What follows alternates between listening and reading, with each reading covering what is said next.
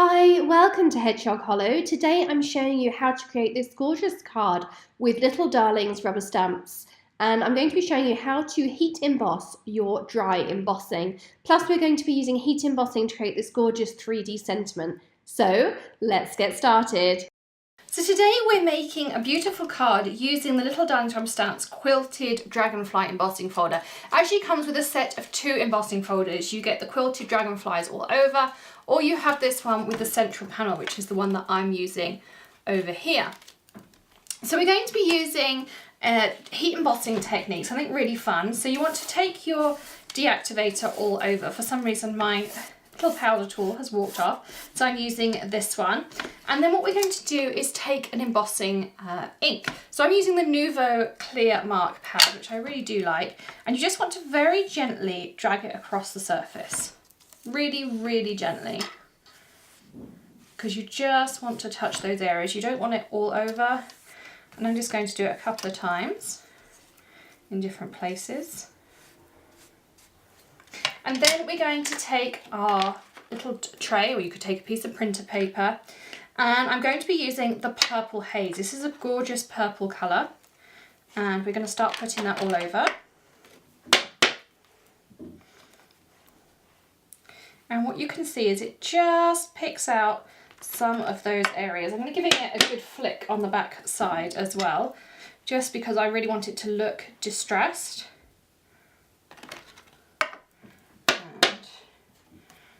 I'm going to do it over here too. And again, I'm going to give that a nice flick just to take off the excess. And what you can see is it gives you this distressed look with your embossing powder. So I'm going to heat set this using my Wagner heat tool. And then this is a really quick and easy card, great to make in multiples, because you could do it like a production line. You could definitely do many of these at once, and you get lots of this powder in here. I mean, I've used this Purple Haze a lot. It's one of my favourite colours from Nuvo, but it's still very fun. All the gorgeous gems they put on the top of their things as well. So we're now going to heat this up. I'm also going to give a little bit more of a flick just on this side. I want it a little bit lighter, so you can see there how it's lightened up. And now we're going to heat set it. I'm working on the Tim Holtz mat. I can apply as much heat as I want to this surface, and it's really easy to clean up. I keep a packet of baby wipes and an old washcloth just to the side of me, and then it's really easy to wipe down. If you want to polish it up, Windex is amazing. It also takes off alcohol inks and all sorts of things, so it's a really nice and easy thing to clear off. So we've done all of that. Our heat embossing is now set. If I lift this up, you can see there's some really nice distressed look to that. The next thing we want to do is make our sentiment. So here I have Smile. I've also cut one out of foam, which we're going to add to it in a moment to add some extra dimension. But we want to take that clear mark pad and we want to put it all over our Smile. Make sure you do it on the top side, so it's the side that is showing. And I'm going to pop the lid back on. Again, I'm going to grab that tiny tray. I'm just going to give it a little wipe out. There was some bits stuck to it. And I'm going to be using, now there's 2 really nice golds in the Nuvo embossing powder range. This one is called Classic Gold and this other one is called Enchantment Gold. This one has a bit more sparkle, which is the one I'm using today. But there's some awesome colours. There's blues, there's pinks, every colour you could possibly imagine. And you get so much in here too. So I'm using a pair of tweezers to try and pick up my Smile. I'm going to lay that back on my surface.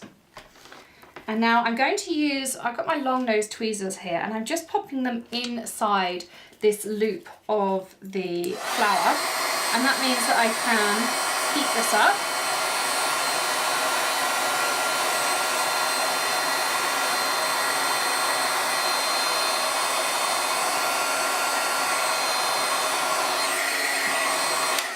So be careful not to burn your fingers. Having that in that loop is perfect. And also don't touch it straight away. It's molten, it's going to be incredibly hot. But you can just apply this directly on the surface, which is wonderful. I'm just going to lift this up just for a second and give it a wipe underneath, just because I don't want any of that gold powder on my embossing mark pad here. So again, I'm going to put another layer down. Now, you could do 2 layers. I normally find 3 is around about the perfect amount. depends how even you want your embossing to be, but if you go around that 3 mark, I think you'll find you have a nice surface on there. The first one is a little bit bubbly, it may not be as even, but as you build those layers up, they do melt into each other to give you a nice even finish.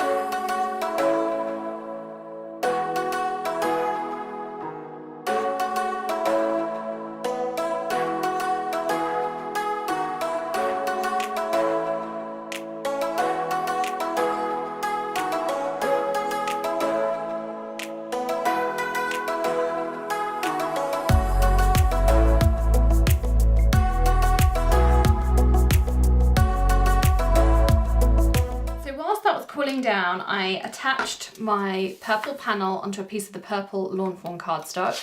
Also made my card base ready, so let's adhere that on. You want to make sure that your smile is nice and cool before you start working with it, because it can be really hot.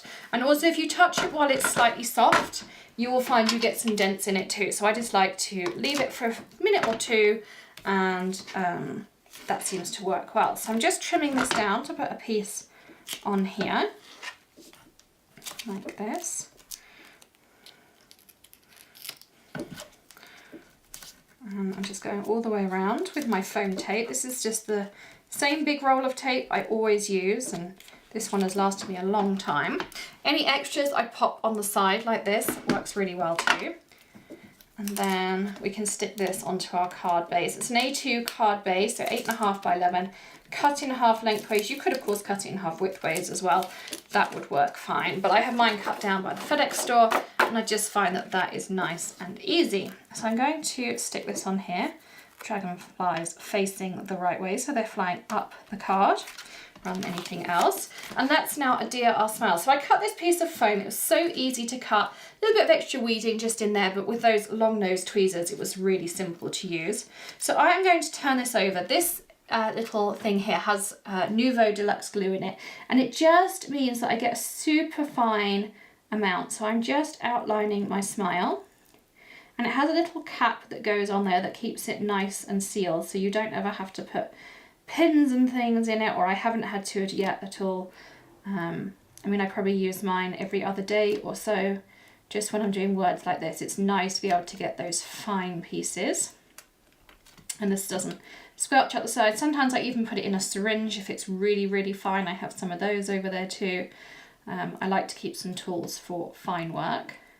The Nouveau Deluxe adhesive is one of my favourites. I also use the collage medium from Ranger from Tim Holtz. That works really well too, but Nouveau is definitely one of my favourites. So I am going to now stick this on the top.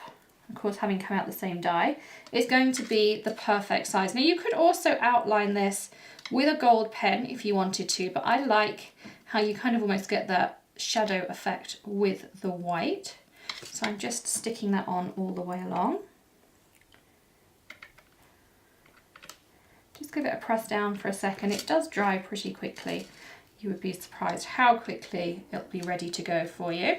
So once you've done that, you've got just that little bit of extra dimension, and we're ready to put it on our card. So we could either put it on this way, or you could put it on this way. And actually, I really like how that goes. I'm also going to put it on a little bit of an angle, and I think that'd be a really nice card to send to someone. If you were sending it through mail and you didn't want that extra dimension on there, you could just omit the foam part and put it straight on. Again, using this same medium. I'm going to use the same thing on my foam. And so I'm just outlining the smile. And it's so thin, I don't think you can even see on the camera angle how thin this really is. But I'll pop this little applicator in the description for you in the supply list. I always list things in the order they're used in the video as well, so they're easy for you to find. Plus, of course, there's a coordinating blog post that has them all as pictures. So if you want to have a look and just make sure you're getting the right thing, then check out the blog post. Again, that's linked in the video description for you. And you can see the pictures of the full supply list. Plus, we post all the photos that you see in the video so that you can pin those or share or save for future reference. I'm just going around little bits of these petals as well. And now we can stick this down. So again, I'm going to just put it a little bit on an angle like this. And I think that looks really nice. like so. And then the other thing I'm going to do is add some finishing touches. So I'm going to be using some beads. I bought this pack of pearls on Amazon, 15 colours, and they're really inexpensive to buy them this way. Sometimes they can be a little bit pricey. I haven't even opened these ones up yet, so somewhere on here there's a tape seal, because I can feel the resistance of it. There it is. But I have opened some of the larger sizes. I bought a variety. These are the medium size. Again, of course, I will link everything up for you. Just finding the tape on the other side too. Little snips in there. So they're all in these beautiful colours, and I'm going to use these purple ones down here. So I'm just going to pick out a few and pop them straight on my mat. I'm going to grab my little tweezers as well. And I'm going to put a couple of dots of glue